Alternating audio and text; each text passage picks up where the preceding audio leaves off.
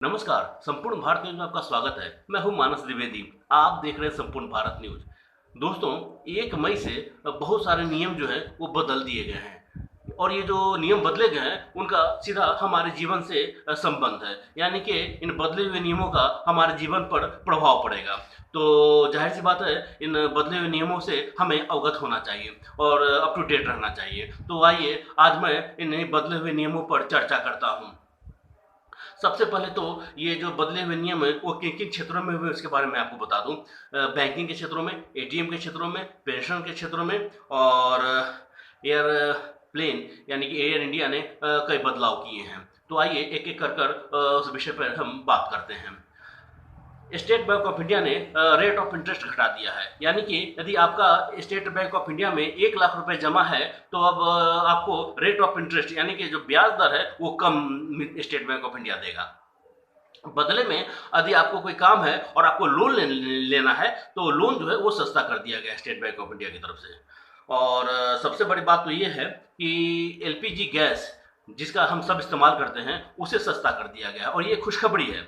दरअसल फिलहाल मेरे पास दिल्ली और जयपुर का आंकड़ा है और फिर जैसे दूसरे शहरों का आंकड़ा मुझे मिलेगा मैं उसके बारे में भी बताऊंगा आपको और शायद ये आपको पता भी चल जाएगा। तो दिल्ली में जिस गैस की कीमत अप्रैल के महीने में 774 रुपये थी, अब उसे मई में आप 611 रुपये में खरीद सकते हैं, यानी 133 रुपये दाम दिल्ली में घटा दिए गए हैं। जयपुर में वालों को भी 61 रुपये का फायदा होने वाला है और जिस गैस को 792 रुपये में खरीदते थे अब उसी गैस की कीमत उन्हें 731 रुपये ही देनी पड़ेगी। तो है ना फायदे की बात। दोस्तों, पेंशनर्स जो पेंशन जो मिलता है उसमें भी बहुत बड़ी रियायत दी गई है। दरअसल पहले ऐसा नियम था कि यदि आपने 33 वर्ष तक काम किया है बैंक में, सिर्फ सरकारी सेवा करने वालों के लिए ही ये नियम है। यदि आपने किसी बैंक में या किसी सरकारी संस्था में 33 वर्ष तक सेवा दी है उसके बाद आप रिटायर हुए हैं तो आपको पूरा पेंशन मिलता था। और यदि आप 30 वर्ष में रिटायर हो गए या 20 वर्षों में रिटायर हो गए तो जो उससे घटा लिया जाता था, यानी कि 13 वर्ष का जो है वो कम करके आपको पेंशन मिलता था। लेकिन अब सरकार ने एक नियम में संशोधन किया है और कहा है कि यदि आपने 15 वर्ष तक भी किसी सरकारी संस्था में काम करते हैं और उसके बाद आप रिटायर हो गए हैं तो आपको वो तमाम पेंशन मिलेगा जो 33 वर्ष के बाद रिटायरमेंट पर मिलता है। तो है ना खुशखबरी आपके लिए।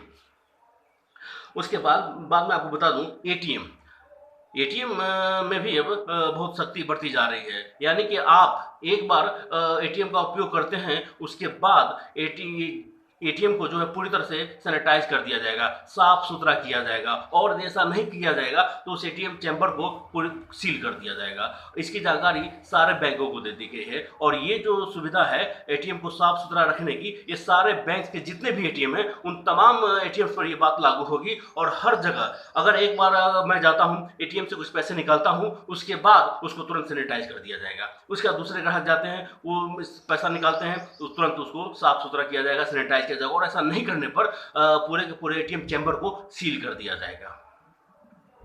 दोस्तों, पहले जब आप रेलवे में यदि आप कहीं जाते थे और आपके टिकट की रिजर्वेशन है तो 24 घंटे पहले आप अपना बोर्डिंग स्टेशन जो है बदल सकते थे। लेकिन अब 4 घंटे पहले भी चाहे तो आप एक स्टेशन से दूसरे स्टेशन में जा सकते हैं। मसलन ये है, मेरा मत कहने का मतलब ये है कि जो आपका टिकट का जो रिजर्वेशन है वो बोर्डिंग स्टेशन आप बदल सकते हैं। 24 घंटे पहले ये नियम था, अब 4 घंटे पहले भी आप चाहे तो बोर्डिंग स्टेशन यानी कि दूसरे स्टेशन से भी आप गाड़ी पकड़ सकते हैं। तो है ना ये भी सुविधा की बात। एयर इंडिया ने भी एक घोषणा किया है कि अगर आपने एयरप्लेन का टिकट ले लिया है और आपको पटना से दिल्ली जाना है या लखनऊ से दिल्ली जाना है या पटना से मुंबई जाना है और 24 घंटे के भीतर यदि आपने उस टिकट को कैंसिल कर दिया तो एयर इंडिया आपसे कोई चार्ज नहीं वसूलेगा। और इस तरह की बहुत सारी सुविधाएं भारत सरकार दे रही है। तो लॉकडाउन के बीच हम सब अपने अपने घरों में फंसे हुए हैं, लेकिन लॉकडाउन के बीच ये खुशखबरी भी है और इसको हम सबको एंजॉय करना चाहिए। नमस्कार। देश और दुनिया की ताज़ा तरीन खबरों को जानने के लिए देखते रहिए संपूर्ण भारत न्यूज।